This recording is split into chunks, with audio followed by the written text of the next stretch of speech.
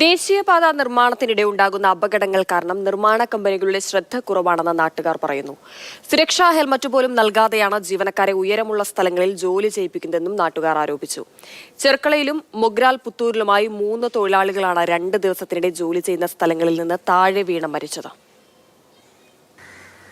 ഈ അടുത്ത ദിവസങ്ങളിലായി കാസർഗോഡ് ദേശീയപാത നിർമ്മാണത്തിനിടെ ജീവൻ നഷ്ടപ്പെട്ടത് 3 യുവാക്കളായ തൊഴിലാളികൾക്കാണ്.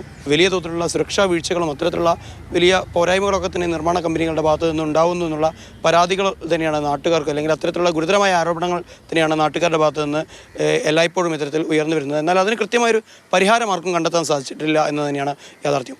വലിയൊരു വീഴ്ച സംഭവിക്കുന്നുണ്ടല്ലേ?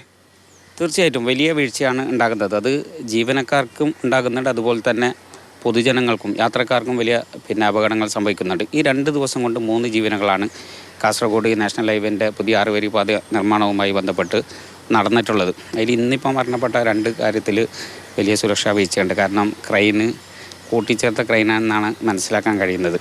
അപ്പോൾ ജനങ്ങളുടെ ജീവനാണ് പ്രധാനമായി കാണേണ്ടത്. അതുപോലെ തന്നെ അടുത്ത സമയത്ത് ഇപ്പോൾ 2 ദിവസം മുമ്പാണ് അടുക്കത്ത് വയലിൽ റോഡിൽ മരണപ്പെടുന്ന അവസ്ഥയുണ്ടായത്. അതും ഒരു സുരക്ഷാ വീഴ്ചയാണ്. കാരണം ഇതിൻ്റെ ഇടയിൽ ഗ്യാപ്പ്, ഈ ലൈറ്റ് വെച്ച പോസ്റ്റിനടുത്തുണ്ടായ ഗ്യാപ്പ് മറികടക്കാൻ ശ്രമിക്കുമ്പോഴാണ് അപകടം ഉണ്ടായത്.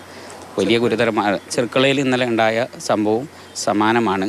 ജീവനക്കാരുടെയും തൊഴിലാളികളുടെയും അതുപോലെ തന്നെ യാത്രക്കാരുടെയും ജീവന് ഉറപ്പുവരുത്താത്ത രീതിയിലുള്ള എന്ത് വികസന പ്രവർത്തനമാണെങ്കിലും അതൊരിക്കലും അംഗീകരിക്കാൻ കഴിയുന്നതല്ല. ഇത്രയും അനുഭവങ്ങൾ മുന്നിലുണ്ടായിട്ടും അതിന് ഒന്നും പഠിക്കാൻ കമ്പനികൾ തയ്യാറായിട്ടില്ലല്ലോ. ദേശീയപാത നിർമ്മാണവുമായി ബന്ധപ്പെട്ട് ഒരുപാട് അപകടങ്ങൾ കേരളത്തിൽ അങ്ങോളം ഇങ്ങോളം ഉണ്ടായിട്ടുണ്ട്. ഇപ്പോൾ കാസർഗോഡ് ആദ്യത്തെ മരണമൊന്നുമല്ല ഇന്നലെ ഇന്ന് എന്ന് പറയുന്നത്. ഇത് ആരംഭിച്ച മുതൽ ചിലപ്പോൾ അതുമായി ബന്ധപ്പെട്ട് എപ്പോഴും കാണുന്ന ഒരാളെന്ന നിലയിൽ കൃത്യമായി അറിയാം. ഇതര നമ്മുടെ സംസ്ഥാന തൊഴിലാളികൾക്കൊക്കെ മരണം സംഭവിച്ചിട്ടുണ്ട്. അതിൽ നിന്നൊന്നും പാഠം ഉൾക്കൊള്ളുന്നില്ല എന്നുള്ളതാണ് കമ്പനിയെ സംബന്ധിച്ചിടത്തോളം, അല്ലെങ്കിൽ അതിന് നേതൃത്വം കൊടുക്കേണ്ട, മേൽനോട്ടം വഹിക്കേണ്ട സംവിധാനത്തെ സംബന്ധിച്ചിടത്തോളം ഒക്കെ ഉള്ളത്.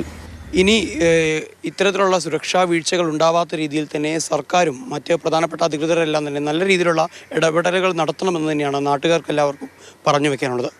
ഷാജു ചന്തപ്പുരയ്ക്കൊപ്പം സാരംഗ് സുരേഷ്, മാതൃഭൂമി ന്യൂസ്, കാസർഗോഡ്.